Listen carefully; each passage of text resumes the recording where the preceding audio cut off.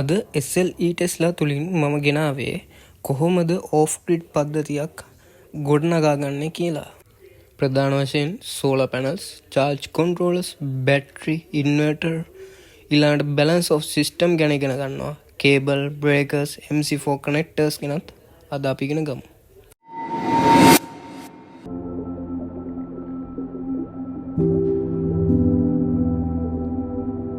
Off grid system එකකට අවශ්‍ය කොම්පොනන්ට්ස් මොනවාද කියලා දැන් තිරේ ඕගලන්ට බලා ගන්න පුළුවන් වෙයි.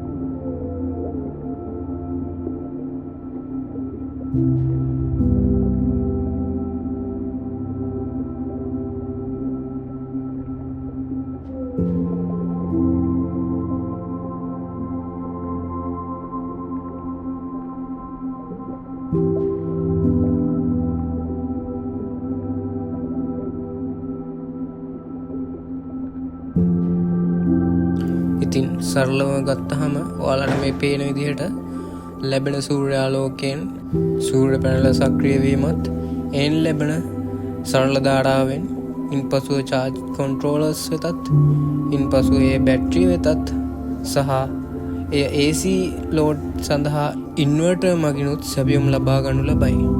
චාර්ජ් කන්ට්‍රෝලර් මගින් බැටරිය නිසි පරිදි චාර්ජ් වීම සහ ඩිස්චාර්ජ් වීම මොනිටර් කරනු ලබයි. මේ ඇනිමේෂන් එක හරහා සරල අදහසක් ඔයාලට ලබා ගන්න පුළුවන් වෙයි.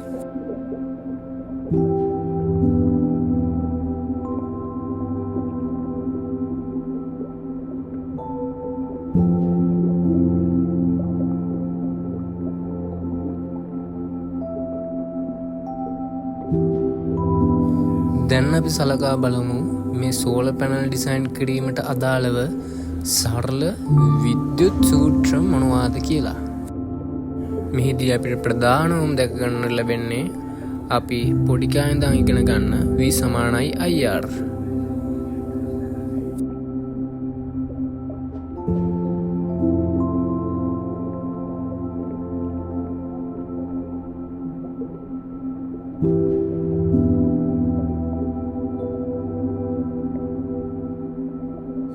ඉතින් අපි බලමු මේ සූත්‍ර භාවිතා කරලා ඉස්සරහට කොහොමද මේ සෝලර් පද්ධතියක් ගොඩනගා ගන්න කියලා.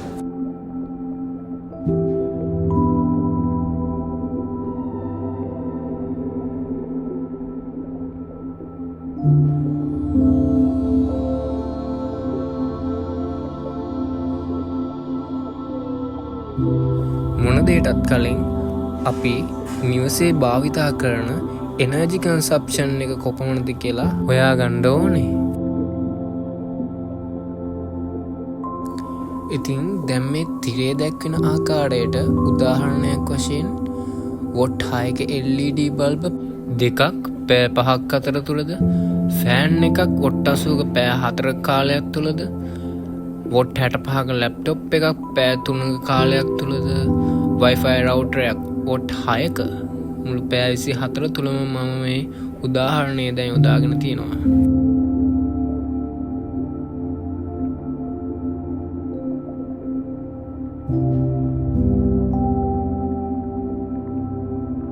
දැන් අපි බලමු මේ උපකරණ සියල්ලෙහිම කාලයත් සමග මුළු එනර්ජි කන්සප්ෂන් එක කොහොමද කියලා. මේ ආකාරයට අපි ඉස්සෙල්ලාම කරන්නේ ටෝටල් එනර්ජි කන්සප්ෂන් එක හොයාගන්න එක. ඕෆ් ග්‍රිඩ් සිස්ටම් එක මේ මුළු එනර්ජි එක ගබඩා කරගන්නේ බැටරි මගිනේ.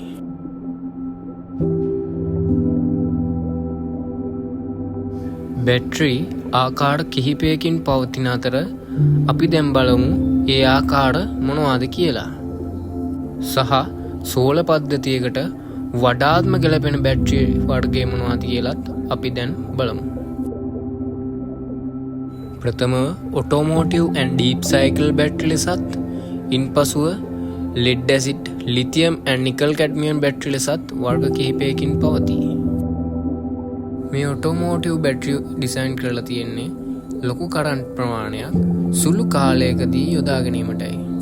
ඒ සඳහා මේ බැටරි ගණකමින් අඩු තින් ප්ලේට්ස් රාශියකින් තමයි ගොඩනගලා තියෙන්නේ.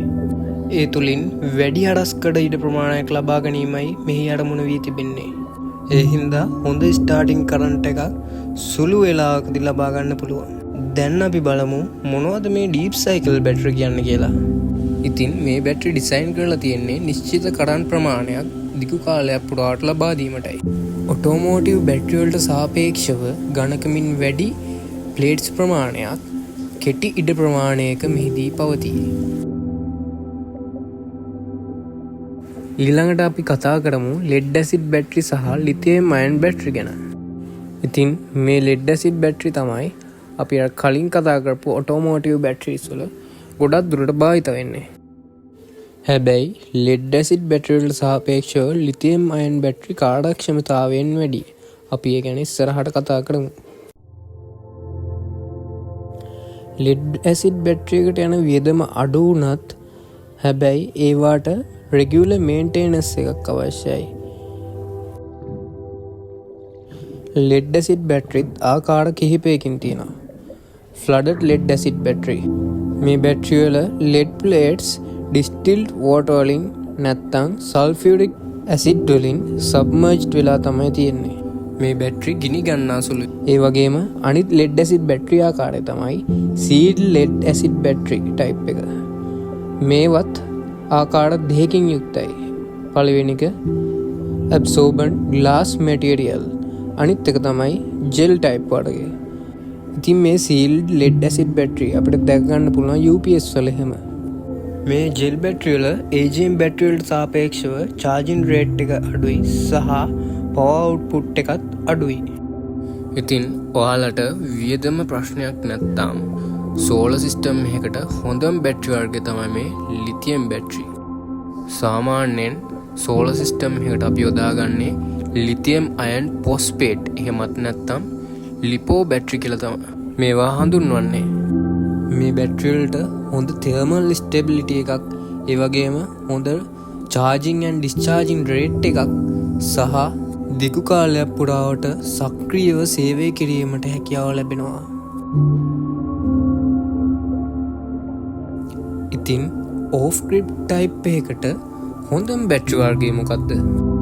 මම ඔයාලට බැටරි වර්ග කිහිපයකම විශේෂ නිර්ණායකයන් ඉදිරිපත් කළා.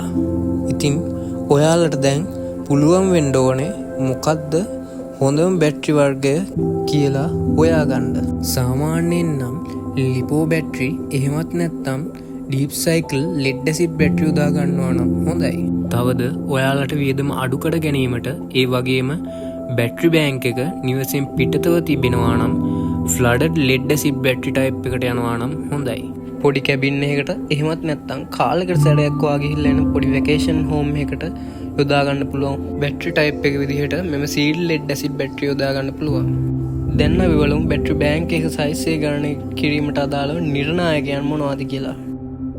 පළවෙනි එක ඩේලි පවර් කන්සම්ප්ෂන් එක, ඊට පස්සේ දෙවෙනි එක සිස්ටම් වෝල්ටේජ් එක, තුන්වෙනියට බැටරි එකේ ඩෙප්ත් ඔෆ් ඩිස්චාර්ජ් එකද සලකා බලනවා. ඩේලි පවර් කන්සම්ප්ෂන් එක උදාහරණයක් ඇසුරින් මීට කලින් මම ඔබට ගෙනාවා මතක ඇති. ඊළඟට අපි බලමු සිස්ටම් වෝල්ටේජ් එක පිළිබඳව. සීරීස් සහ පැරලල් යන ආකාර දෙකකින් සිස්ටම් එකට බැටරි සම්බන්ධ කිරීමට පුළුවන්. ඉතින් මේ සීරීස් ක්‍රමයේදී බැටරි ශ්‍රේණිගතව එකට සම්බන්ධ කිරීමට පුළුවන් අතර මෙහිදී වෝල්ටේජ් එක එකින් එක එකතු වෙනවා අතරම ඇම්පියර් ප්‍රමාණය එලෙසම පවතී. ඒ සඳහා උදාහරණයක් දැන් ඔබට මේ තිරෙන් බලා ගන්න පුළුවන්. බැටරි පැරලල් කනෙක්ෂන් එකක් එහෙමත් නැත්නම් සමාන්තරගත ක්‍රමයේදී වෝල්ටේජ් එක එලෙසම පවතින අතර ඇම්පියර් ප්‍රමාණය ඉහළ නංවා ගත හැක. ඊට අදාළ උදාහරණයද දැන් තිරේ දිස්වේ.